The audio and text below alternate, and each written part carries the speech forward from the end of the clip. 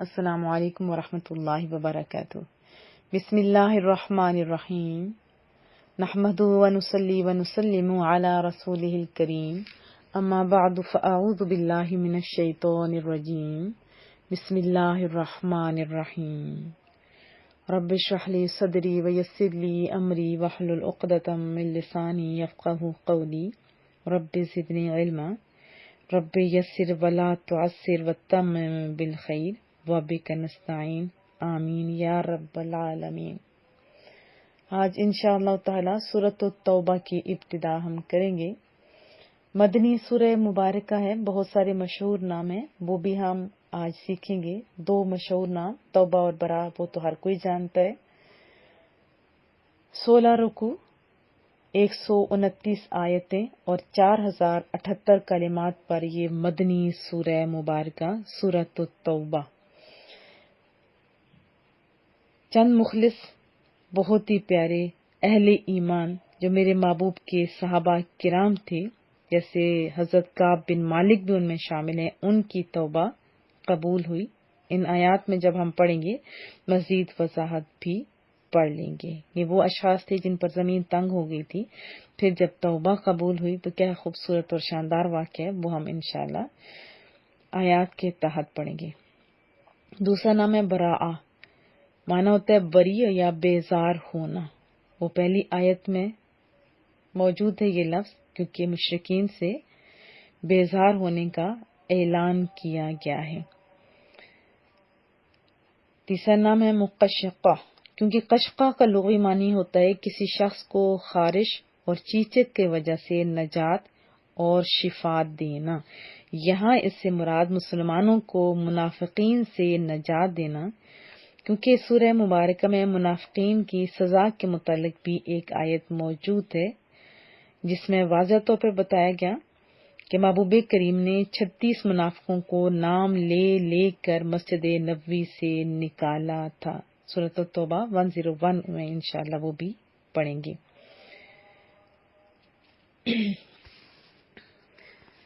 مسجد سے چونکہ پکڑ پکڑ کے نکالا تھا منافقین کو، تو رسوائی ہوئی تھی نا ان کی، جنہوں نے بڑے ہوشیاری کے ساتھ مسلمانوں کو دھوکے دیے تھے۔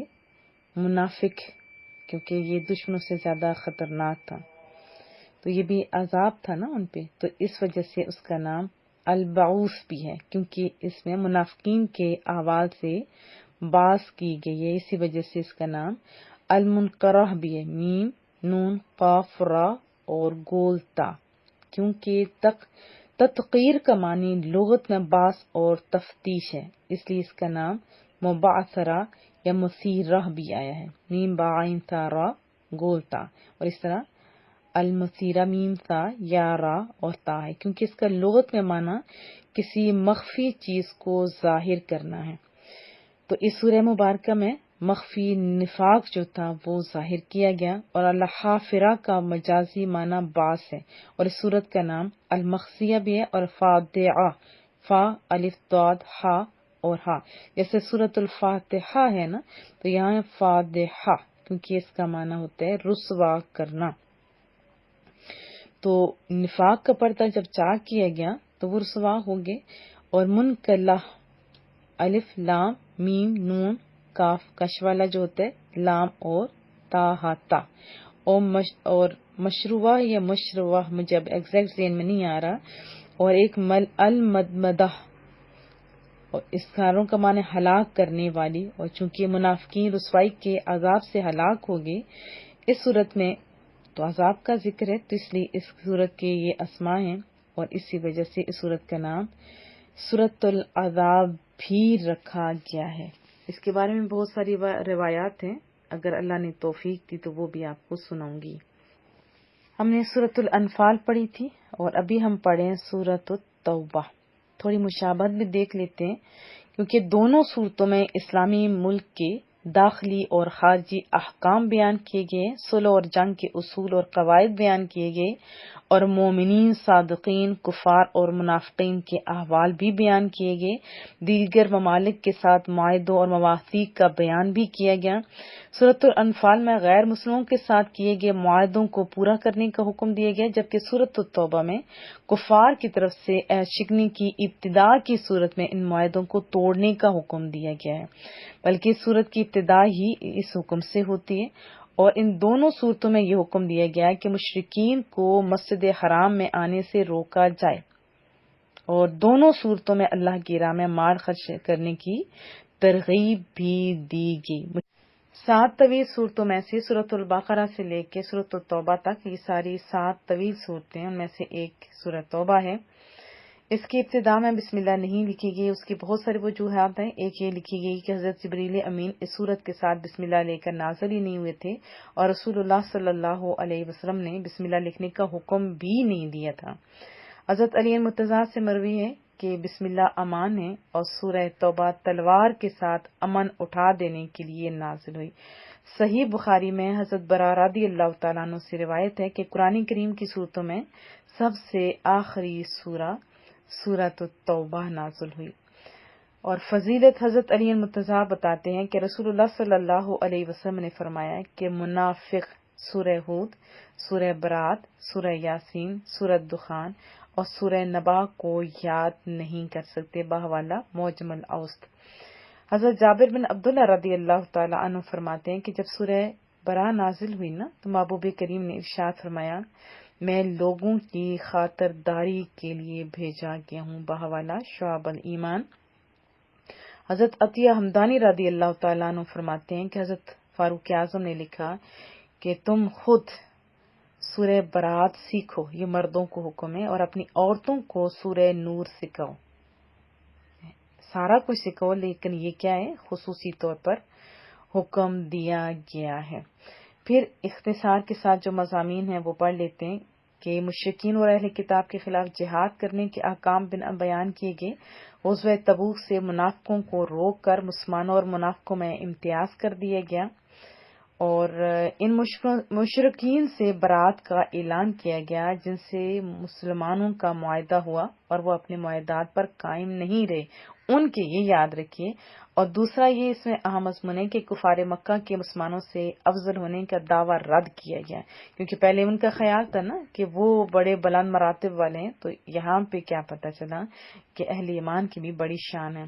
پھر غزوہ حنین کا واقعہ بڑی ڈیٹیل کے ساتھ آیا۔ پھر یہودیوں کا حضرت عزیر کو اور حضرت عیسیٰ علیہ السلام کو جو وہ بیٹا مانتے تھے عیسائی، اس کا بھی رد کیا گیا۔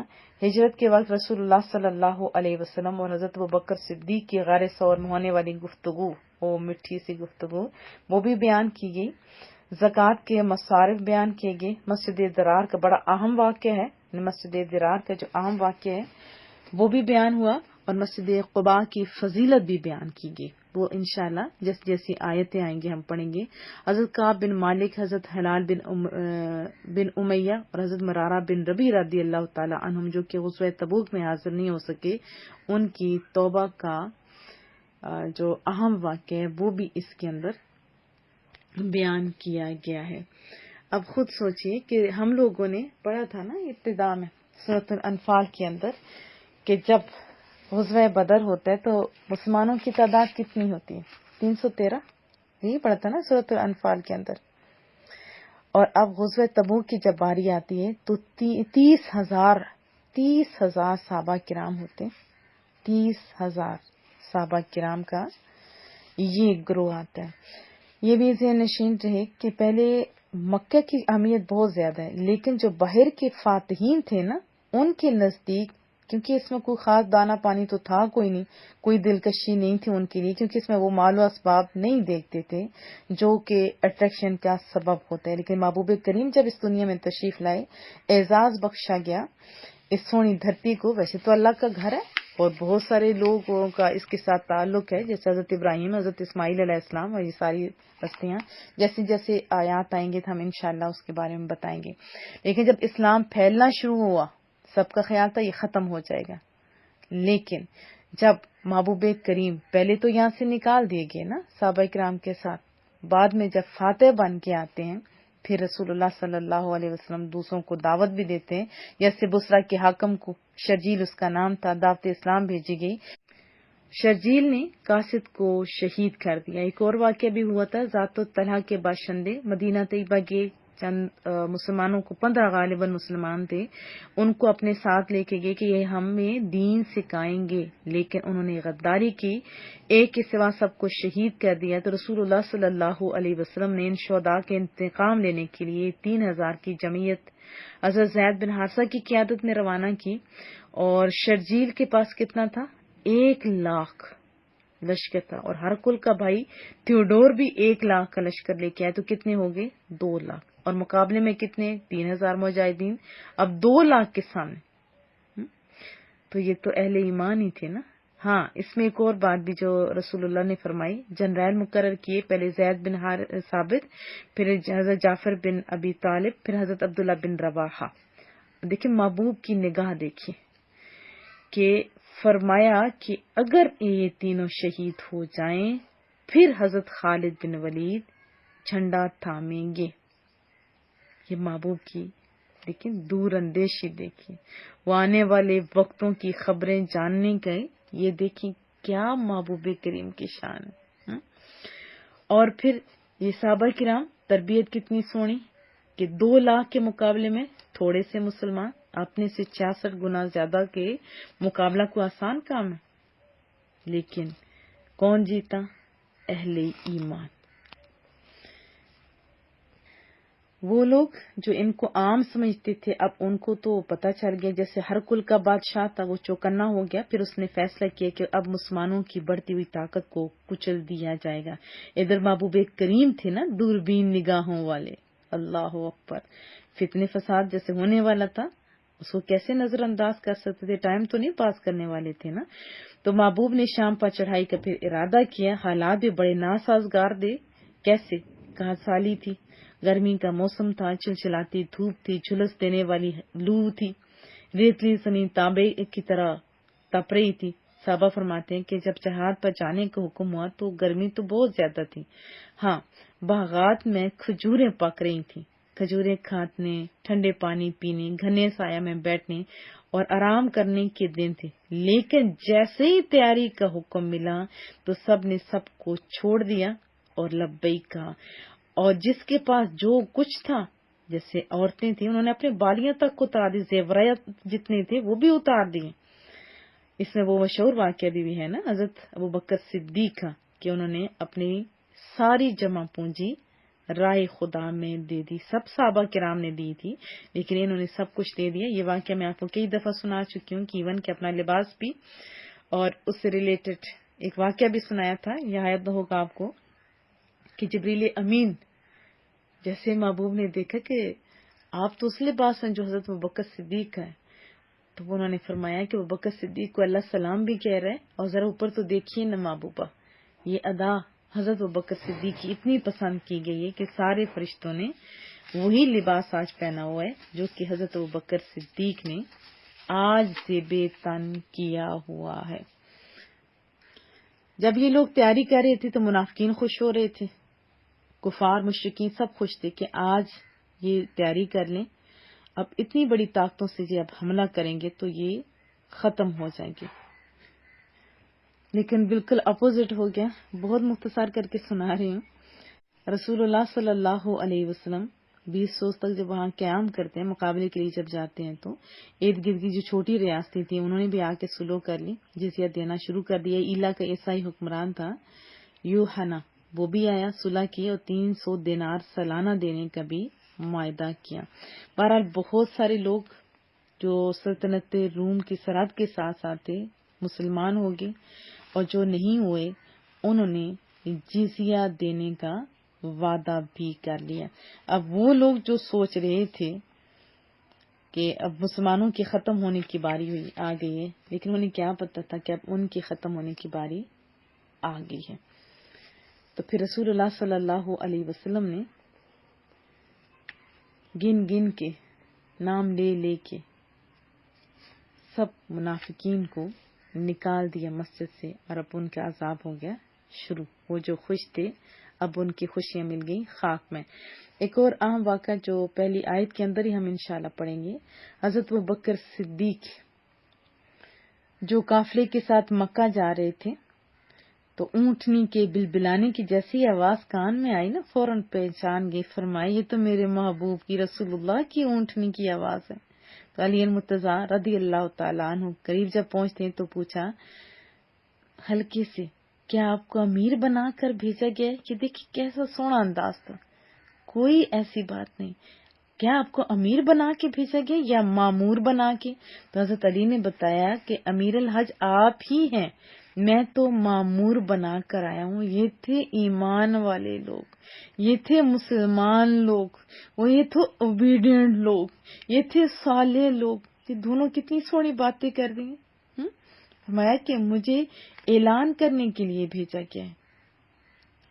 پھر حضرت علی المرتضیٰ نے حضرت صدیق اکبر کی اقتداء میں ہی نمازیں ادا کی، آپ کی ہدایت کے مطابق ارکان حج ادا کرتے رہے، مکہ پہنچے اور 10ویں ذی الحجہ کو جمرۃ العقبہ کے پاس جب کھڑے ہوئے فرمایا اے لوگوں، میں اللہ کے رسول کا پیغمبر بن کے آیا ہوں، یعنی پیغام پہنچانے والا، اعلان کرنے والا کون؟ حضرت علی المرتضیٰ رضی اللہ تعالی عنہ، اور ابتدائی 30 یا 40 آیتیں تلاوت فرمائیں اور فرمایا کہ میں تمہیں حکم سنا دوں کہ اس سال کے بعد کوئی مشرک حج کعبہ کو نہیں آئے گا، کیونکہ سارے اکٹھے حج اس ٹائم تک کرتے تھے۔ اور آپ جانتے ہیں کہ یہ لوگ کیسے کرتے تھے، برہنہ سیٹیاں بجا بجا کے ہم پیچھے پڑھ کے آ چکے ہیں۔ تو پھر دوسرا حکم ہوا کہ کوئی برہنہ ہو کر طواف نہیں کر سکتا، کیونکہ ان کا خیال تھا نا کہ یہ جو کپڑے، یہ جو لباس ہے ہم لوگ پہنتے ہیں تو یہ گناہوں سے بھرا ہوا ہے، تو ہم ستھرے ہو کے یعنی بغیر لباس کے، اب ان کے شیطان نے تو دھوکے میں ڈال رکھا تھا نا ان کو، حالانکہ ننگا پان تو دوسروں کو برائی کی دعوت دینا ہوتا ہے نا۔ بہرحال حکم ہوا دوسرا کہ کوئی برہنہ ہو کر طواف نہیں کرے۔ تیسرا یہ کہ یہاں صرف اب مسلمان ہی رہ سکتے ہیں، یعنی اہل ایمان کے بغیر کوئی شخص جنت میں داخل نہیں ہوگا۔ اور نمبر 4، جس کا رسول اللہ صلی اللہ علیہ وسلم کے ساتھ عہد ہے وہ عہد اپنی مدت تک رہے گا، اور جس کی مدت معین نہیں ہے اس کی میعاد 4 ماہ پر تمام ہو جائے گی۔ اب مشرکین نے یہ سنا تو کیا کہا اے علی، اپنے چچا کے فضل یعنی رسول اللہ صلی اللہ علیہ وسلم کو خبر دے دینا کہ ہم نے عہد پس پشت پھینک دیے، یعنی توڑ دیے، ہمارے ان کے درمیان نیزہ بازی اور تیغ زنی کے سوا کوئی عہد نہیں۔ ان آیات میں بڑا ایک اہم لطیف اشارہ بھی ہے، کس کی طرف؟ رسول اللہ صلی اللہ علیہ وسلم نے اشارہ دیا حضرت ابوبکر صدیق کی خلافت کی طرف، کیونکہ امیر حج کون تھے؟ حضرت ابوبکر صدیق، اور حضرت علی المرتضیٰ کو ان کے پیچھے برات پڑھنے کے لیے بھیجا، تو حضرت ابوبکر صدیق کون ہوئے؟ امام، اور حضرت علی المرتضیٰ مقتدی ٹھہرے۔ اس سے حضرت ابوبکر صدیق کی جو افضلیت ہے وہ بھی ثابت ہوتی ہے۔ اور آپ کو یہ بھی پتہ ہونا چاہیے کہ یہ وہ صحابہ کرام تھے جو اپنی میں کے لیے اٹھنے والے لوگ نہیں تھے، نہ حضرت ابوبکر صدیق نہ حضرت علی المرتضیٰ۔